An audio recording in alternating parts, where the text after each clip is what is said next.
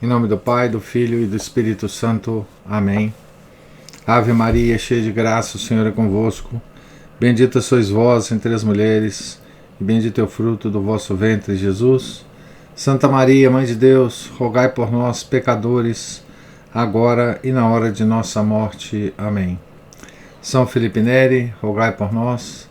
Nossa Senhora de Fátima, rogai por nós. Em nome do Pai, do Filho e do Espírito Santo. Amém. Então, ontem nós terminamos, né, com Paulo em Jerusalém.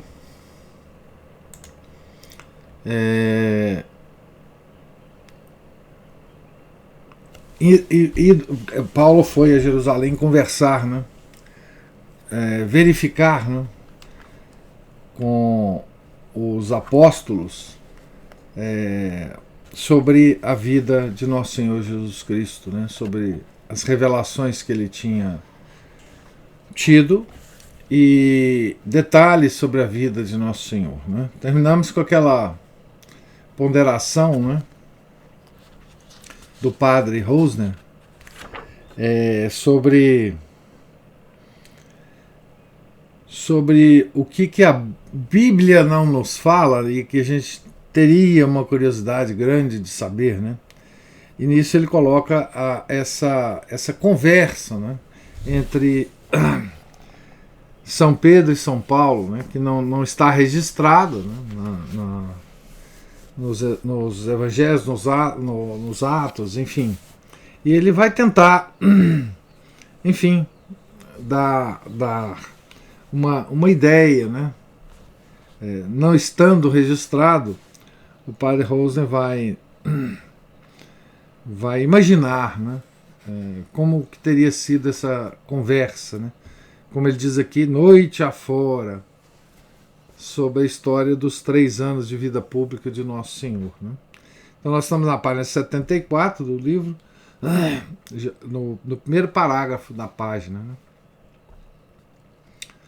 Paulo deve ter se mostrado insaciável.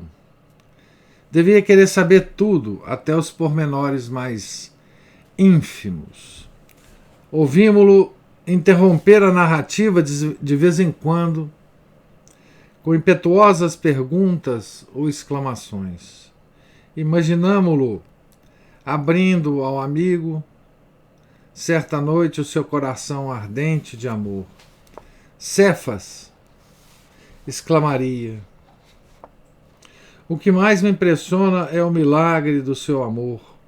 Como é possível que o Mestre quisesse amar-me a mim, perdoar-me a mim, revelar-se a mim, seu perseguidor, a mim que mandei prender e assassinar tantos membros do seu corpo místico?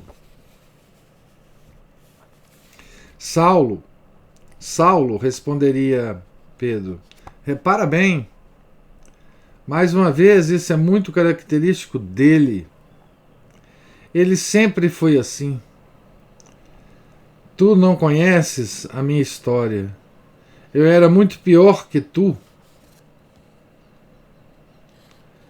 Paulo protesta, mas Pedro não o deixa prosseguir. Não, irmão Saulo. Tu pelo menos nunca foste covarde. Mas eu, que ele escolheu entre tantos para amigo, que ele distinguiu tantas vezes, dando-me provas de sua preferência, eu que vivi 3 anos junto dele, comi e bebi com ele, e fui testemunha da sua glória no Monte Santo, eu fui o único a afastar-me dele na noite da sua paixão, jurando que não o conhecia, que nunca o conhecera, e abandonando-o às mãos dos seus inimigos, sem defesa alguma. Durante 3 dias de horror, estive submergido na dor e na aflição. O Mestre, que tanto amor me tivera, jazia frio e morto na sepultura, e as últimas palavras que ouvira da minha boca tinham sido de blasfêmia e repúdio. Depois chegou o dia seguinte à Páscoa. O Senhor ressuscitou e naquela mesma manhã transmitiu-me uma mensagem por intermédio das mulheres. Ide, dizei aos meus discípulos e a Pedro, a mim, que já não ousava contar-me entre os seus discípulos. Compreendes agora como o amo? Pode admirar-te que o meu maior desejo seja morrer por ele? Então, esse é um diálogo, né, que o padre Rosner está imaginando, né, entre os dois. Né? Os 15 dias devem ter se passado com diálogos desse tipo. Desde essa hora, os dois homens ficaram ligados um ao outro por uma santa amizade.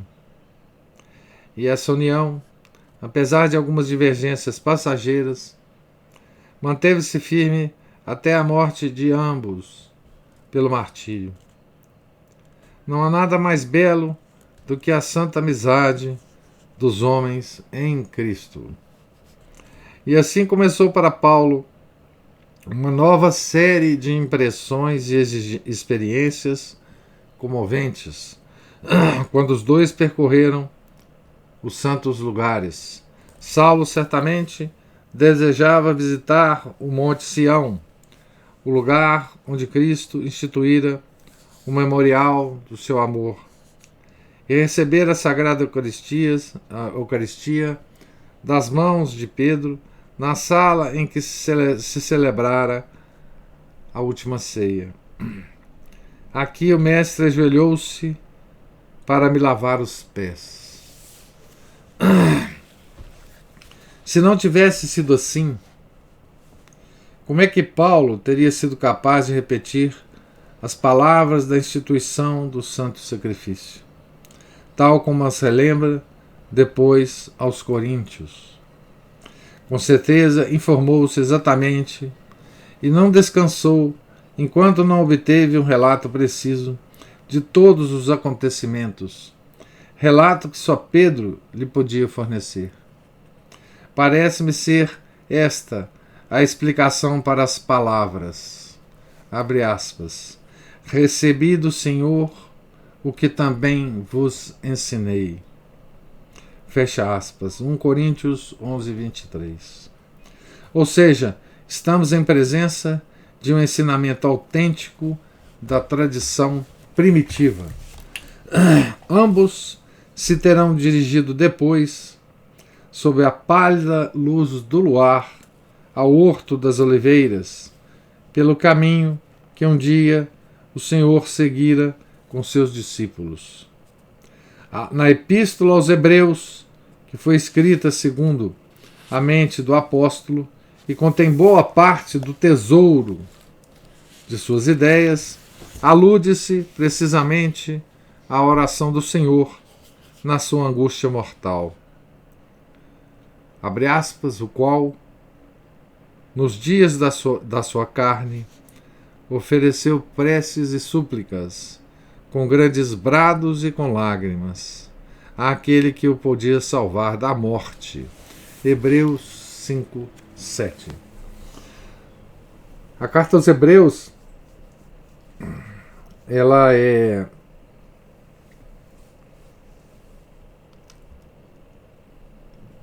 foi considerada, através dos séculos, né, como carta do próprio São Paulo. Hoje há uma dúvida sobre essa carta, mas certamente, se não foi Paulo que escreveu, né,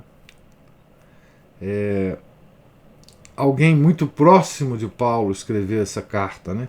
Por isso que ele fala aqui a carta que foi escrita segundo a mente do apóstolo, né? Aqui também na página 75 tem uma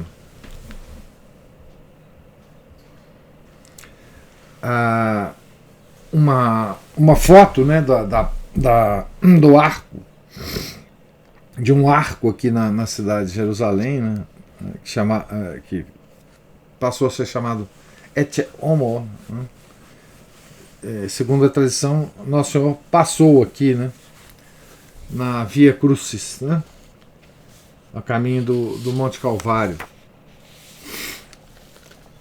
Sobre a pequena elevação rochosa do Gólgota, junto ao ângulo nordeste das muralhas da cidade, Pedro ajoelha-se e os seus dedos apalpam a terra como se estivesse à procura de alguma coisa. É aqui, exclama, e Saulo também insere a mão trêmula na fenda em que se havia introduzido o pé da cruz. A seguir, ambos descem, entram no horto contíguo à penha e com grande custo conseguem insinuar-se pela entrada muito baixa de uma gruta que mal era capaz de conter alguns homens.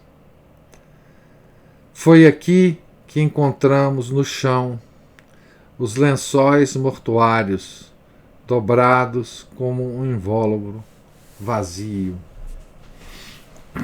A visão de Cristo que Saulo havia alcançado na experiência sobrenatural que tivera do Senhor adquire agora, nesta comunicação de 15 dias com Pedro, o seu forte embasamento na tradição. Não esqueçamos, além disso, que o apóstolo manteve estreito contato com alguns discípulos íntimos do Senhor, com Barnabé, que seria seu colaborador durante longos anos, com Silas, seu companheiro de viagens, com Marcos, futuro biógrafo de Jesus, com Tiago, João e o diácono Filipe. Podemos deduzir das suas cartas de que natureza teriam sido as suas conversas com todos eles. Na primeira epístola aos Coríntios, revela claramente que recolheu informações muito cuidadosas sobre a ressurreição e as aparições do ressuscitado. Somente as menciona quando se trata de testemunhas seguras e não alude, por exemplo, a qualquer aparição às mulheres. A expressão "o que eu mesmo aprendi", 1 Coríntios 15, 3, volta a indicar que se trata de uma tradição firme. Se reunirmos as pinceladas soltas que Paulo traça nas suas epístolas e discursos, obteremos um perfil da vida de Cristo que revela um conhecimento exato de todas as passagens da existência terrena do Salvador, desde a sua genealogia até a ascensão. Conhece Cristo como modelo e mestre, como amigo e Senhor, e no centro da sua meditação ergue-se a cruz histórica, o drama do Gólgota.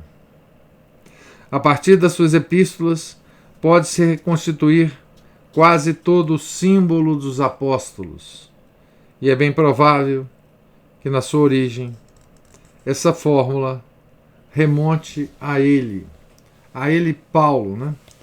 O símbolo dos apóstolos que até hoje nós rezamos, né? Então veja que coisa bela é a nossa religião, né? A oração que nós rezamos todos os dias, né?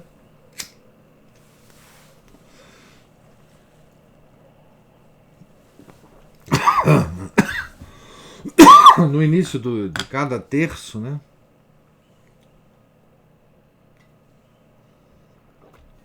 É uma oração do tempo dos apóstolos, né? É uma tradição que nos chega dessa antiguidade, né? Do tempo dos apóstolos, daqueles homens que viram Jesus em carne e osso, né?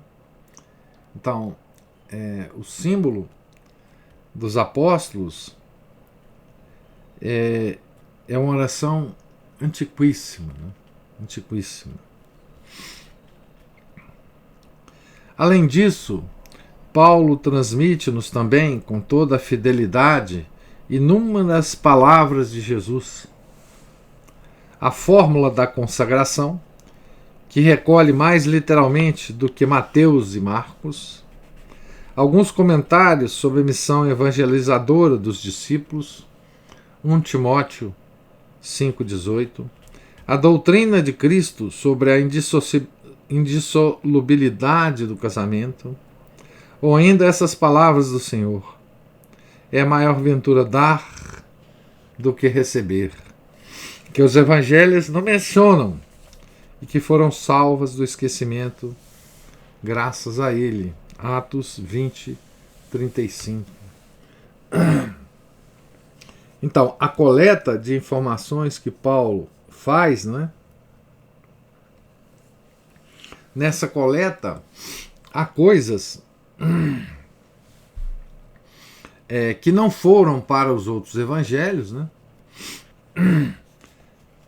Que lhe foi comunicada essa informação e que ele passa, né, através de suas cartas ou dos Atos dos Apóstolos. São Lucas, né, nos passa essas pequenas coisas que não foram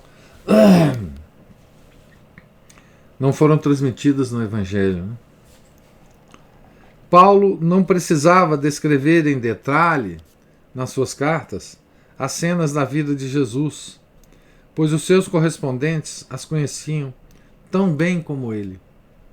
Se não fosse assim, as inúmeras alusões que faz não teriam razão de ser.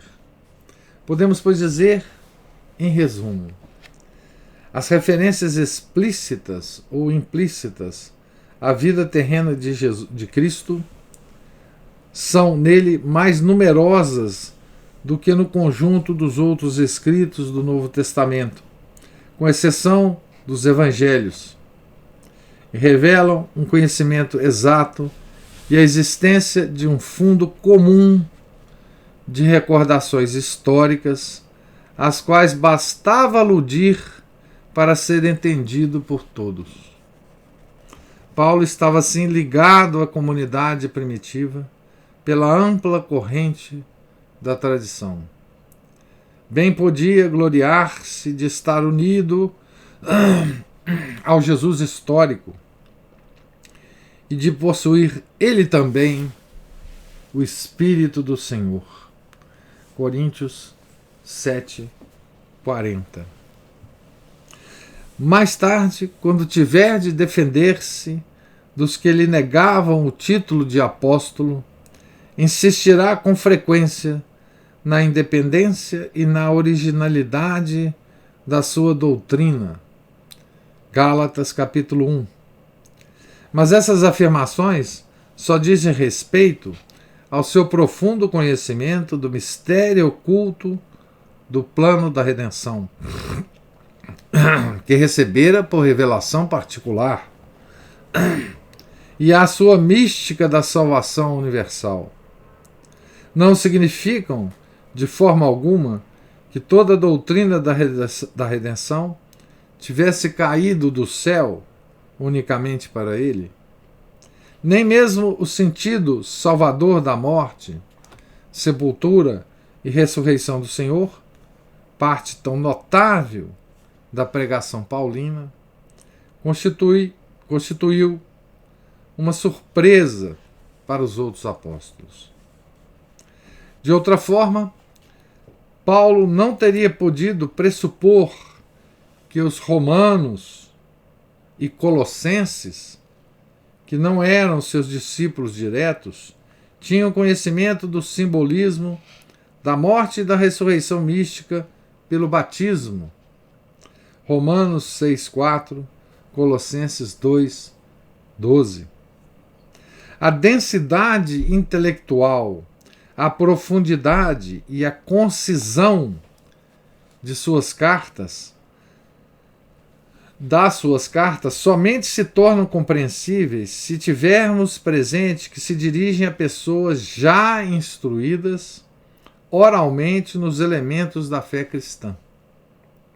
é mesmo possível reconstituir, a partir das suas cartas, as 4 partes essenciais do primeiro catecismo apostólico, que se designa pelo nome de tipo. Nós diríamos catecismo básico, o qual era idêntico em todas as comunidades, e talvez remontassem ao Evangelho aramaico ou a uma outra coleção de logia, de palavras do Senhor. E aqui ele dá várias referências aqui, nas cartas de Paulo, né? Romanos 6,17, Gálatas 6,6, 1 Coríntios 15, 1 a 11, 1 Coríntios 1 a 11, 4, 17, 2 Tessalonicenses 2,15.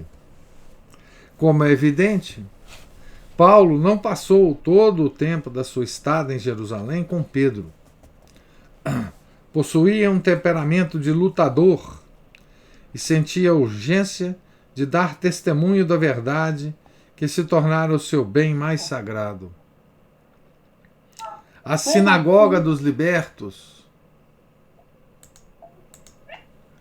A sinagoga dos libertos tornou-se assim teatro dos mais violentos debates entre ele e os seus antigos correligionários.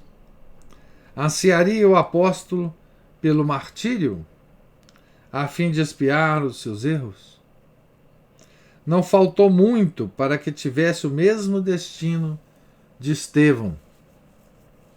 Então veja, na estada lá, não é? Para tratar com os apóstolos, né? Com Pedro em especial, né? Ele, entre uma conversa e outra, ele estava pregando na sinagoga, né?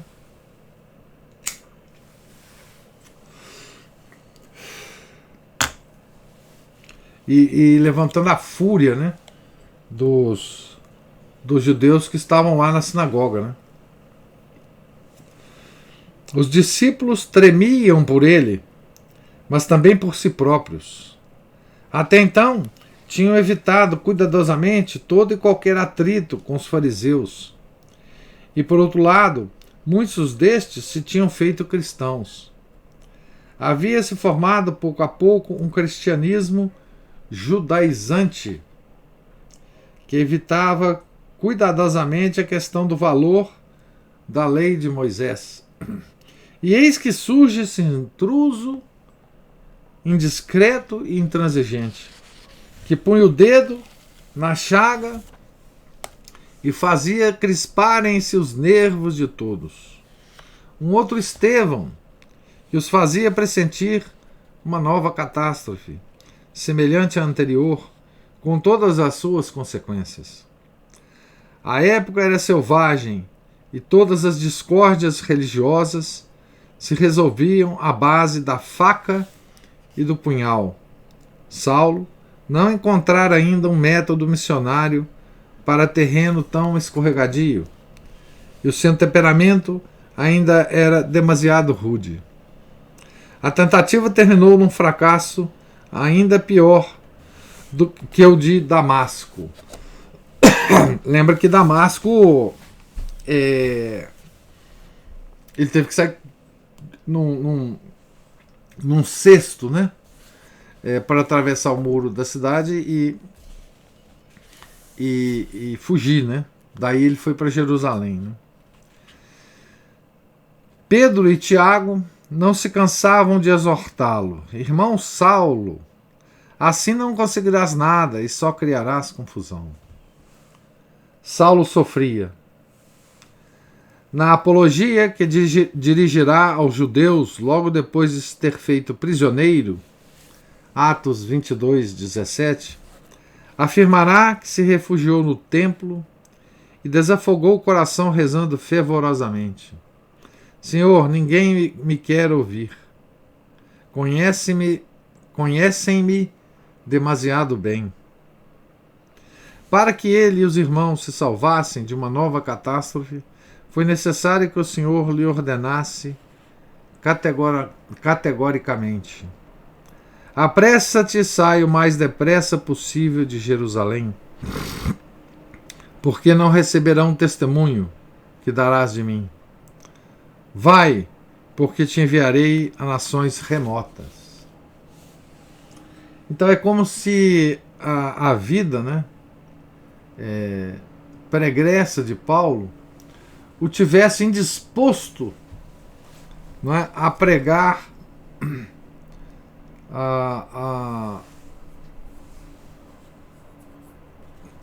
para os judeus, né? É curioso, né, porque isso o fará, né, pregar aos gentios, né?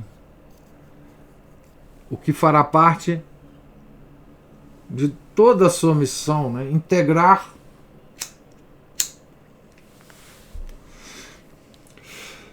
todas as gentes da terra, né? À cruz de nosso Senhor, né? Então, essa indisposição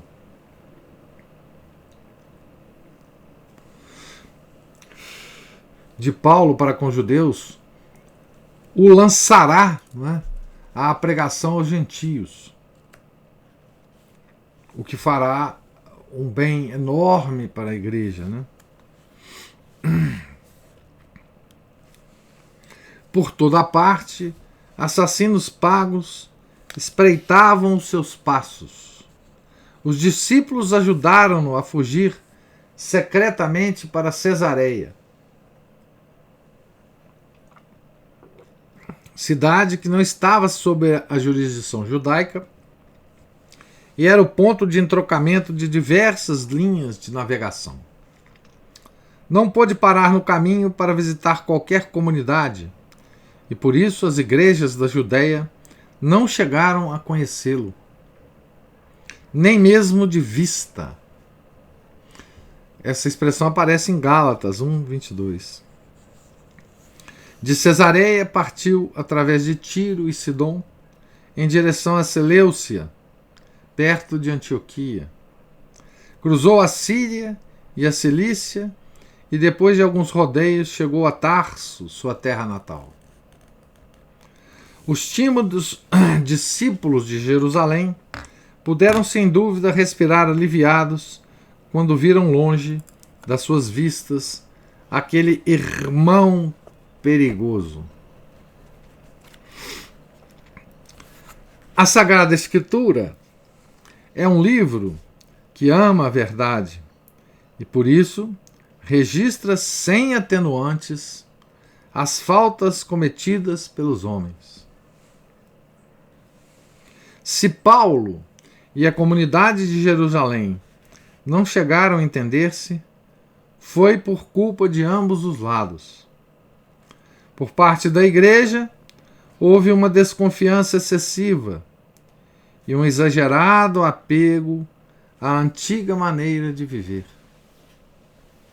Por parte de Paulo, um certo exclusivismo inato, bem como um método de ensino especulativo, muito diverso do método tradicional. Até então, todos haviam ensinado de maneira chã, apoiando-se unicamente na Sagrada Escritura e nas palavras de Jesus, tomadas em sentido literal. Mas Saulo introduzia na discussão muitas ideias doutas e rabínicas, refundidas no cadinho cristão, e algumas vezes era obscuro e difícil de ser entendido pela gente simples. Gostava de abordar problemas novos. É claro que assim sempre havia de dar origem a graves conflitos. Mas como poderia desenvolver-se alguma coisa de grande sem que houvesse uma árdua luta entre o antigo e o novo? Não fora o próprio Salvador que dissera: Não vim trazer a paz, mas a espada? O tempo ainda não estava maduro para Saulo, nem Saulo maduro para o seu tempo. A espada do Messias, com que o rapaz tanto sonhara em Tarso, tinha de ser forjada na fornalha ardente das humilhações e do sofrimento. Aqui o padre Rosner faz uma observação muito interessante, né? Do espírito, né? da igreja de Jerusalém e esse espírito de Saulo, né? de Paulo, que por não ter participado da vida pública de Nosso Senhor, né? Trazia uma outra coisa, uma outra característica, e também pela sua formação intelectual, né? Paulo queria levar, né,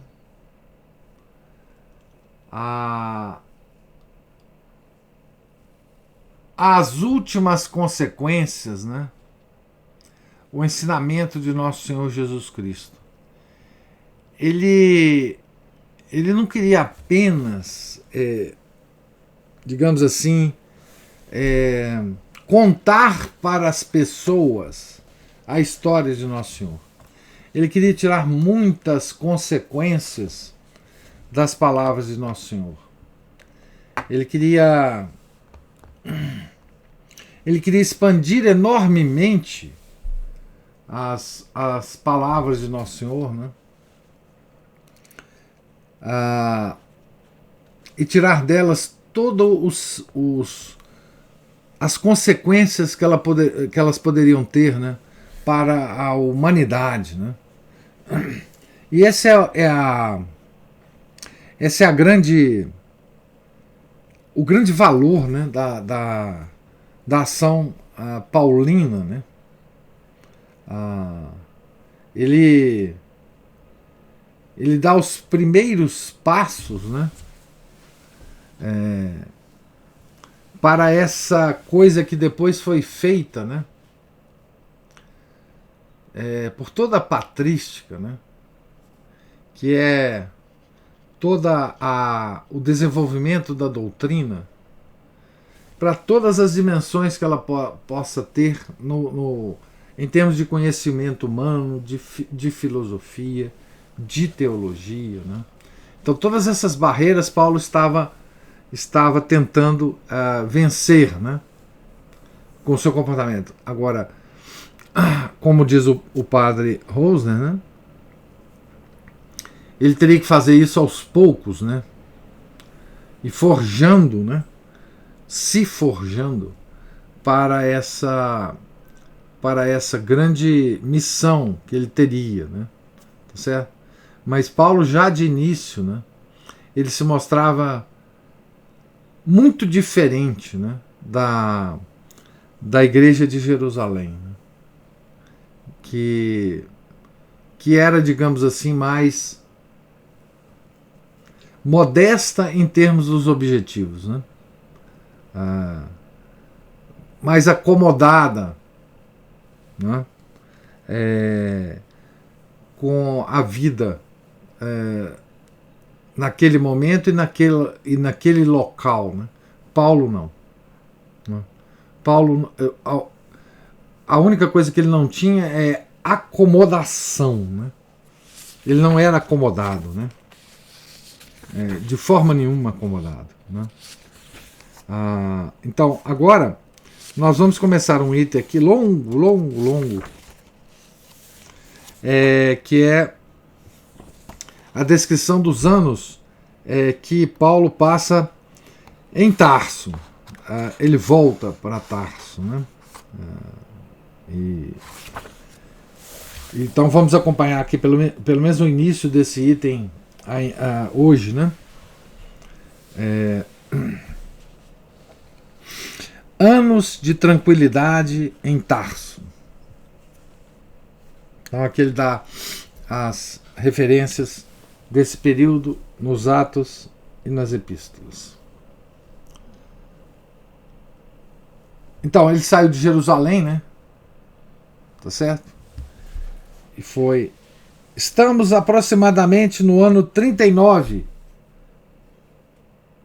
depois de Cristo. Saulo encontra-se outra vez em Tarso, sua pátria. Fizeram-se diversas conjecturas acerca da forma como chegou à sua terra natal. Se teria sido indiretamente ou fazendo um desvio e aproveitando a ocasião para anunciar o evangelho na Síria e na Cilícia. Não existe, contudo, qualquer vestígio histórico da sua atividade na Síria. As comunidades dessa região parecem ter sido fundadas por missionários provenientes de Antioquia.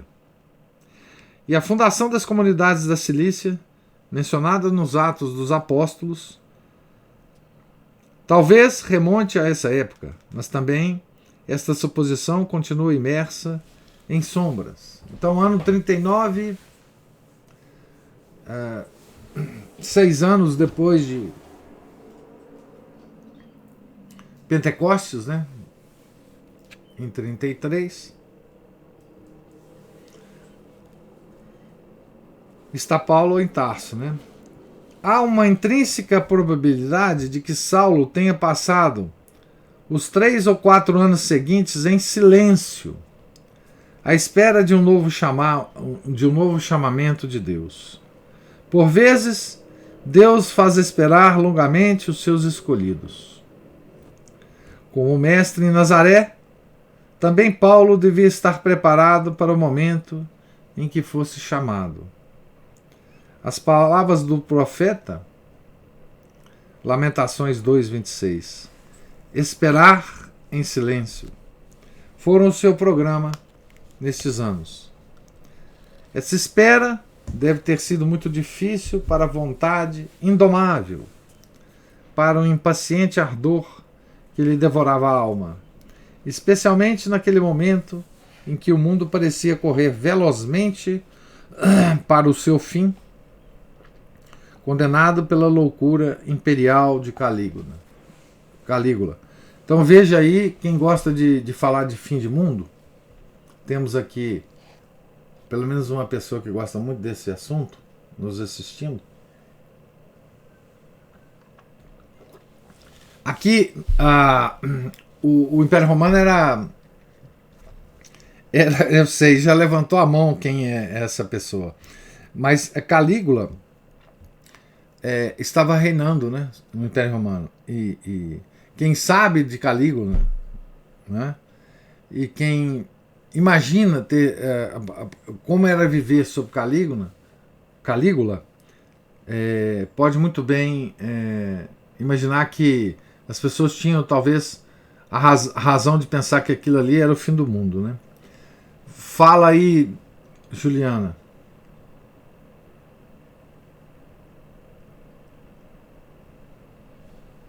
Juliana levantou a mão, agora não quer falar,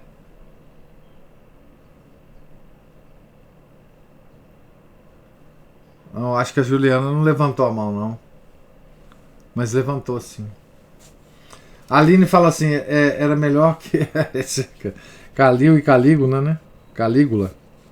Então, eu levantei só para falar. Não demora demais, tá lento. Tá certo. Você adora o fim do mundo. Pois é, São Paulo estava achando que era na época dele, tá? Foi uma verdadeira prova para a sua paciência e exigiu dele a força de fé de um Abraão. Deus é um grande rei e os reis fazem-se esperar. A Sagrada Escritura está cheia de frases como esta: espera no Senhor. Todo o período anterior à vinda de Cristo não foi senão uma longa espera no átrio de Deus, e visto do ângulo da eternidade, todo o fluir dos séculos não passa de uma espera da criatura pelo dia do Senhor, juiz universal. Mas é necessária uma grande força de alma para esperar pelo chamamento de Deus. Somente o homem pequeno e nervoso não sabe esperar, ou se adianta demasiado, ou é demasiado lento.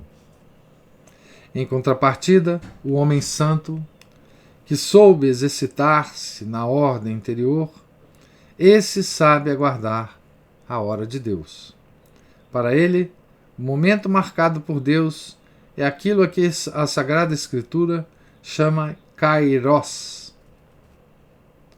o instante decisivo, que os gregos simbolizam num rapaz de cabelos encaracolados em veloz carreira.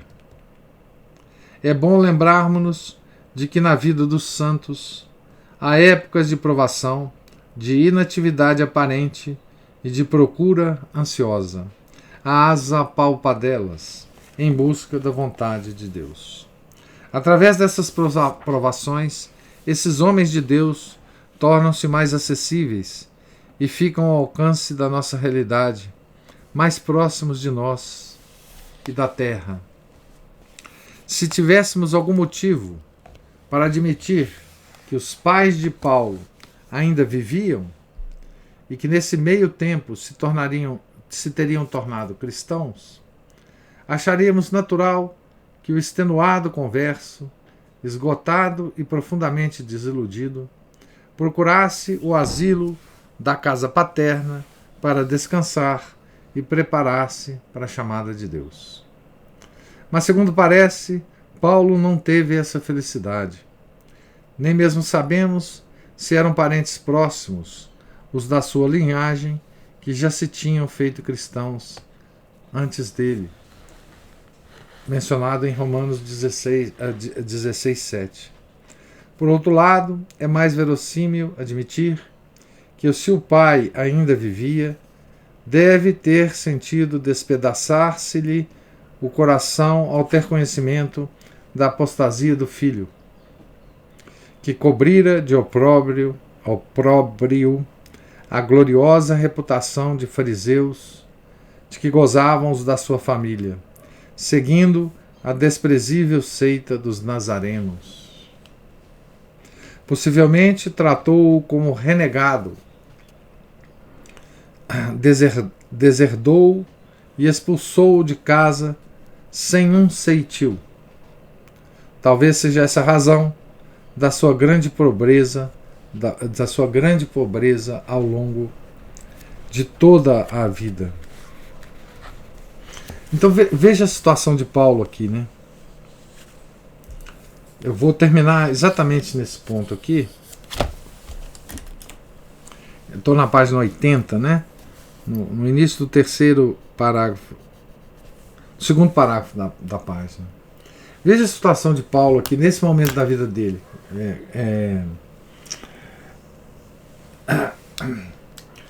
A gente sempre, quando estuda, né, Paulo principalmente, a gente vê a grandeza do homem, o brilho intelectual, as grandes realizações desse homem, né?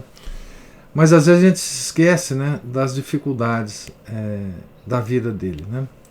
Então veja esse homem nesse momento, né? Ele tem a grande revelação da vida dele, né? Vai para Damasco, recupera a visão com Ananias. Ananias dá o batismo. Ele fica 3 anos no deserto, volta, vai a Jerusalém, é instruído pelos apóstolos, São Pedro, confere as informações, aprende as coisas da tradição da igreja, não é? Primeiro em Damasco ele começou a pregar, quando ele voltou do deserto, e expulsaram eles lá, não é? Em Jerusalém ele começou a pregar também, junto com as conversas, né, com os apóstolos, expulsaram ele de lá. Ele chega finalmente em Tarso, não é? E aí provavelmente, né, se o pai ainda fosse vivo, ele expulsaria ele de casa, obviamente. Ele é um traidor, um apóstata, né, uma vergonha para os fariseus. E ele está lá em Tarso, então, né, deserdado, desprezado por todos os que ele conhecia em Tarso.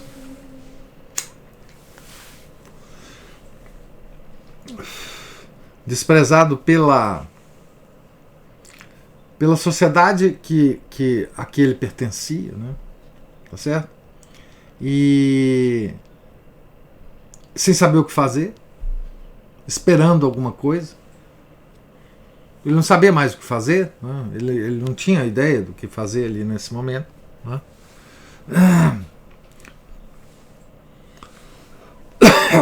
E nós vamos acompanhar, né, esse trajeto de Paulo em Tarso e acompanhar um pouco o sofrimento desse vulcão humano, né, que tinha que ficar esperando, né, para,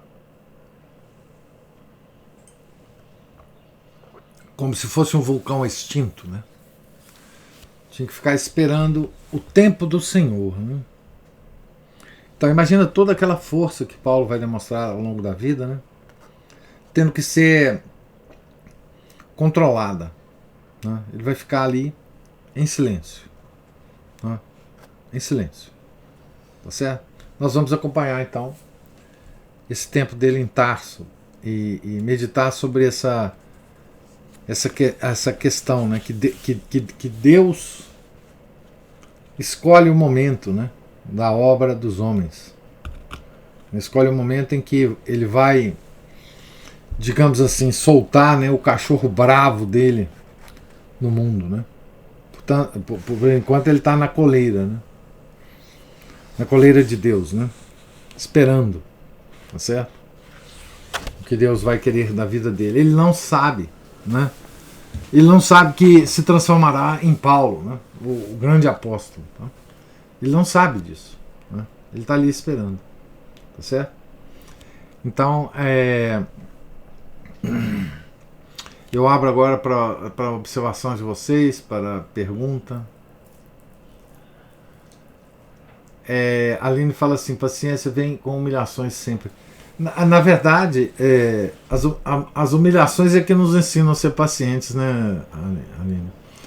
Porque às vezes a gente quer fazer muita coisa, a gente se considera capaz de fazer muita coisa, mas não é a vontade de Deus, né? Essa humildade é justamente a gente saber o que a nossa vontade, qual é a parte da nossa vontade que é também parte da vontade de Deus, né? Porque essa parte da nossa vontade que se direciona na mesma direção da vontade de Deus, essa nós faremos com tranquilidade e com facilidade, né? O problema é a gente saber qual é, né, essa parte, né, da nossa vontade que está em comunicação com a vontade de Deus, né? E mais ainda, né, nós temos que aprender a nos direcionar, né, a que toda a nossa vontade seja a vontade de Deus, né? Isso é a santificação, né? Ou a falta delas, paciência, humilhações, sim. Ou a falta delas, não entendi, Juliana. Falta das humilhações, não sei. O que você quer dizer com isso? Mas. Não falo. As humilhações moldam, inicia todo esse processo. Mas muitas vezes a falta delas também. Mas a falta delas em que sentido? A soberba da gente. O quê? A soberba.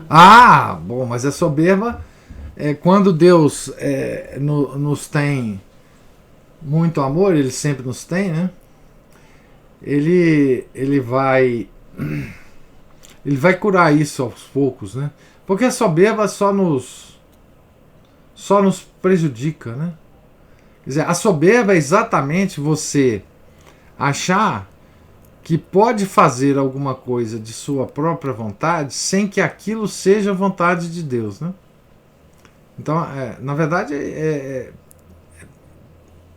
primordialmente isso, né? Você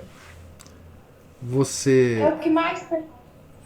você acreditar que pode fazer alguma coisa que não está dentro dos planos de Deus. Isso é terrível, né? E não ficar resignado, né? É o que eu mais tenho visto hoje. Pois é. E não ficar resignado com um plano que você achava maravilhoso, que você fez com carinho, com detalhes, e o plano dá errado, né? E aí você fica com muita raiva, né? É porque aquilo não era o plano de Deus, né? Não adianta, certo? Então, tem muitas histórias interessantes sobre isso, né? Principalmente dos grandes fundadores, né, da igreja, fundadores das grandes ordens monásticas, e que eles contam, né, que como era a vontade deles na fundação da ordem e como Deus interviu e fez com que a ordem fosse fundada de forma diferente, com às vezes estatutos diferentes, né? Enfim, como que a vontade de Deus interfere, e esses grandes santos, né? Eles percebem exatamente a interferência da vontade de Deus e se adequam, não é? E aceitam, não é? Mesmo que isso venha com muito sofrimento, né, para eles, e pronto, né? Então, assim, isso é uma coisa que a gente, enfim, difícil demais de aprender, né? Li ontem o Tratado da Conformidade de Santo Afonso de Ligório. Pois é, que beleza de tratado. Pedir e agradecer que tudo seja conforme a vontade de Deus. Pois é, Santo Afonso, ele passou muito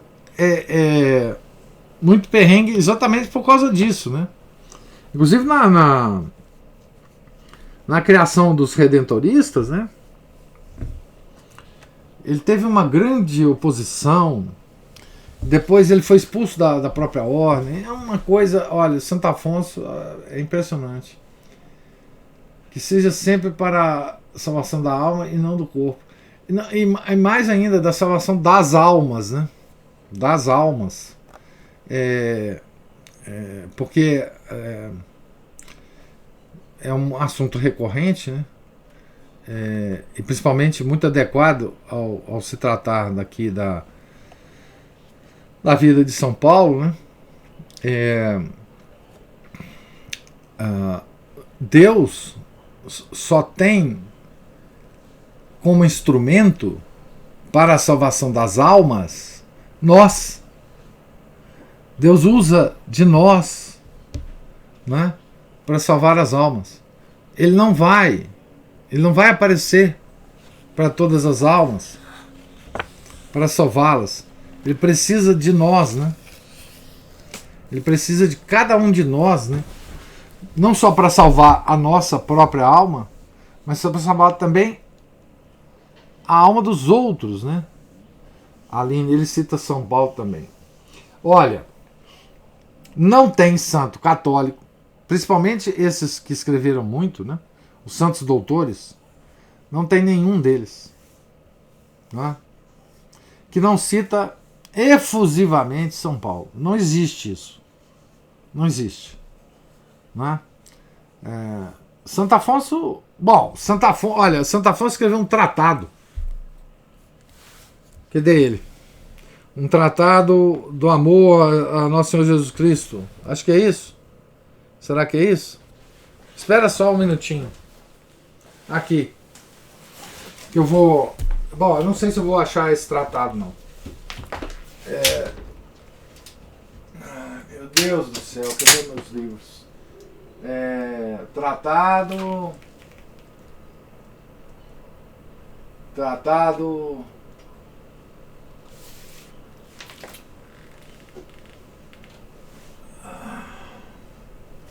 Ô Aline, põe aí o livro, Aline. Tratado de amor, do Amor. Não, Práticas de Amor a Jesus Cristo. Tá aqui, eu achei.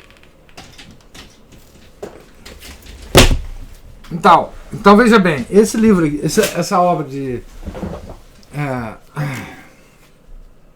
Santo Afonso, já que a Aline citou Santo Afonso, né? Então, o que é esse tratado, gente?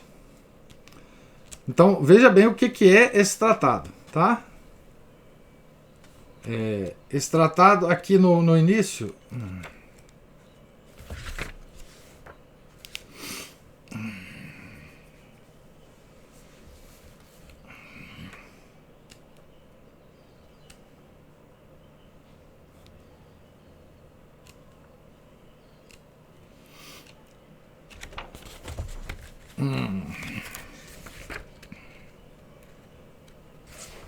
Ele fala o seguinte.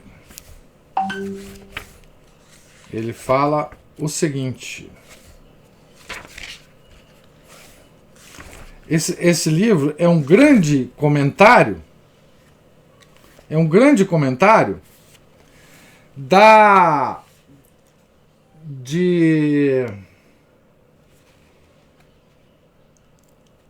De São Paulo, da Carta de São Paulo aos Coríntios, onde ele fala sobre a caridade. Eu não estou lembrado agora, eu estava querendo pegar aqui justamente isso.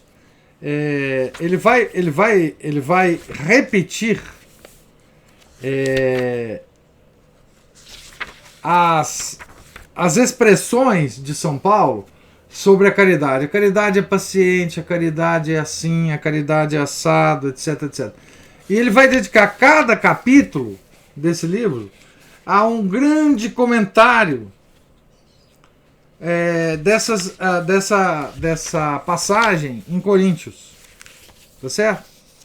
Então vocês vejam que esse pessoal, esses grandes santos, eles partem de São Paulo. É claro, o Santo Afonso cita aqui 30, 40 santos nesse livro, tá? Mas a base dele, para falar da prática do amor a Jesus Cristo, a base dele são as expressões de São Paulo sobre a caridade. Né? Então, assim, por isso, São Paulo é central. É central, né? Na nossa religião. Tá certo? Ele é absolutamente central. E perceba bem o seguinte, hein? É por causa dele, São Paulo, que nós somos católicos. O mundo ocidental todo é católico por causa de São Paulo. Não é? Só existe São Bento por causa de São Paulo. Não é? Tá certo? São Paulo é que viajou, é que levou toda a religião para fora dos muros do Oriente. São Paulo é que ocidentalizou a religião. Não é? Então, assim, qualquer santo que você leia, que você abra, que você depois de São Paulo, enfim, vai se basear, ou vai colocar os pés no chão, né, através de São Paulo. Né? Depois de muita paciência, ele converteu o mundo. Sim, claro. Paciência Vocês vão ver aqui a narrativa sobre a estada dele em Tarso, vocês vão ver como é que ele vai aprendendo a ser paciente. E Paulo, que não tinha nada naturalmente de paciência, né? Isso não era... Não estava no temperamento de Paulo. Essa palavra era desconhecida para ele, né? Paciência. O temperamento do Paulo não tinha essa coisa. Né? Como a de São Francisco de Sales também. Né? Enfim. Tá certo, gente? Então, aliás, esse livrinho aqui é um primor, né? De Santo Afonso de Ligório. Um primor. Aliás, tudo o que Santo Afonso escreveu é uma coisa, né? Aquele Glórias de Maria, né?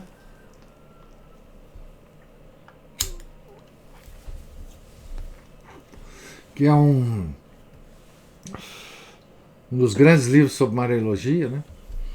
Glórias de Maria é um comentário sobre a Salve Rainha.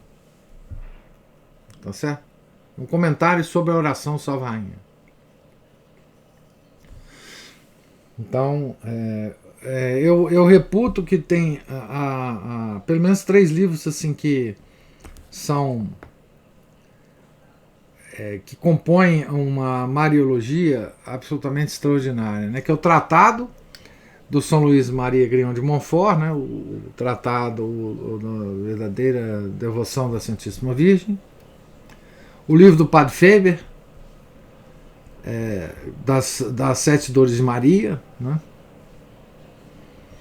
E esse livro do Santo Afonso Maria de Ligório, né? Sobre as Glórias de Maria. Esses 3 livros, assim, nos dá. Fora, obviamente, né, todos eles se baseiam em São Bernardo. Quem puder, né, ter os sermões de São Bernardo sobre a Virgem Santíssima é uma coisa impressionante, né? Mas, assim, mais modernos, esses 3 livros são uma exposição muito grande. Gente, Deus lhes pague a paciência e a presença. Amanhã é feriado, mas eu acho que se vocês se dispuserem, a gente continua a leitura amanhã de manhã. Feriado. Bom, nós estamos num feriado grande desde março do ano passado, né? Então vamos continuar a nossa leitura amanhã e se Deus quiser, né, a gente nós estaremos aqui, né? Tá certo? Tenham um santo dia. Fiquem com Deus. Em nome do Pai, do Filho e do Espírito Santo. Amém. Ave Maria, cheia de graça, o Senhor é convosco. Bendita sois vós entre as mulheres, e bendito é o fruto do vosso ventre, Jesus. Santa Maria, Mãe de Deus, rogai por nós, pecadores, agora e na hora de nossa morte. Amém. São Felipe Neri, rogai por nós. São Pedro, rogai por nós. São Paulo, rogai por nós. Santo Afonso Maria de Ligório, rogai por nós. Nossa Senhora de Fátima, rogai por nós. Em nome do Pai, do Filho e do Espírito Santo. Amém.